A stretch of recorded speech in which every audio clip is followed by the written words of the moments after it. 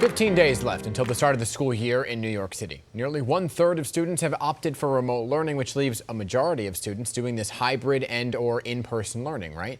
Schools have until Friday to submit their outdoor learning plans. Yesterday, we spoke to a PTA president from District 8 in the Bronx, where outdoor options are limited and not financially feasible. Well, this morning, we're taking a look at District 3 on Manhattan's Upper West Side, which covers the area from 59th Street to 122nd Street. Parents at one school in the district have been working on an outdoor learning plan for most of the summer. So Jaime Cunningham, she's the vice president of the PTA at PS 165 on 109th Street. Good morning to you, and thanks for joining us.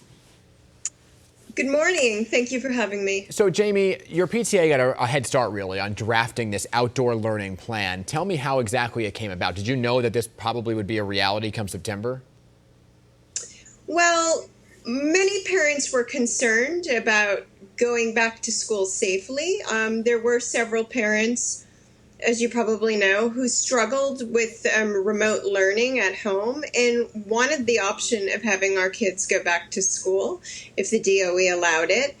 But of course, even the parents who wanted to send their children back to school wanted to do it in as safe a way as possible. And science has shown us that viruses transmit less easily in outdoor space than they do indoors. So a group of us started thinking, why not have outdoor classrooms? Why not have our kids learn outside? Right. There's also research that shows that children retain information for a longer term when they learn outside, and they pay attention better. Yeah, I remember back in the day when our teacher would take us outside, and it was this, you really did focus more because it was a different environment, right? You weren't in that four walls that you're so used to. You paid more attention. But you have a very active PTA, an outdoor classroom committee actually created to oversee this whole process. Jaime, though, principals and parents that we've spoken to in say, poorer districts uptown in the Bronx, they don't have the money or the resources to support an outdoor learning plan, which could create some educational disparities. The PTA president we spoke to yesterday told us her parents raised between $500 and $1,000 in total. How much does the PTA at your school actually raise? So we operate on a budget of roughly somewhere in the low 30,000 range, which has gone up substantially the past few years. It used to be far lower before my child, who's a rising third grader, started in kindergarten.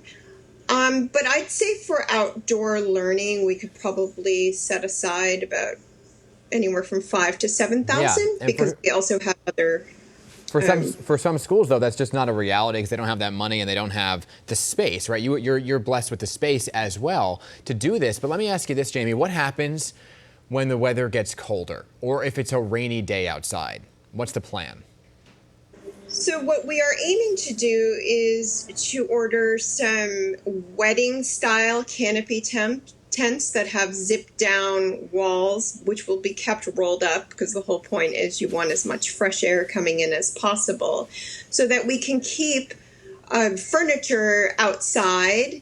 And if we know that it's going to rain the next day or overnight, we can zip down the canopy so that everything's protected. Obviously, the main plan for most schools is to teach in the classroom, so we would always have our indoor classrooms to fall back on. Just devil's advocate, if you pull down the sides, isn't it in an enclosed space then? Well, the idea would be to protect the desks and the whiteboard. I see, gotcha. Chancellor Carranza. I hear you. Chancellor Carranza suggests that PTAs actually help each other out, and you seem like you have this well-advanced plan. Have others been turning to you and saying, hey, how'd you come up with this? What's the cost? Can you help us out? Well, we have participated in the District 3 Green Schools group, which is a group of PTAs within District 3, and we've all collaborated and supported each other in terms of just the planning. No exchange of funds has been done at this point because everything, as you know, is so up in the air with going back to school. We don't know if this will come to fruition or if we'll even be 100% remote come September. We don't know for sure yet. If it's just a plan or not. Jaime, thank you for sharing these thoughts with us. I'm sure other PTAs are listening, and we'll see how this all plays out. 15 days until the big day, so we'll find out. Thank you again. Thank you for having me.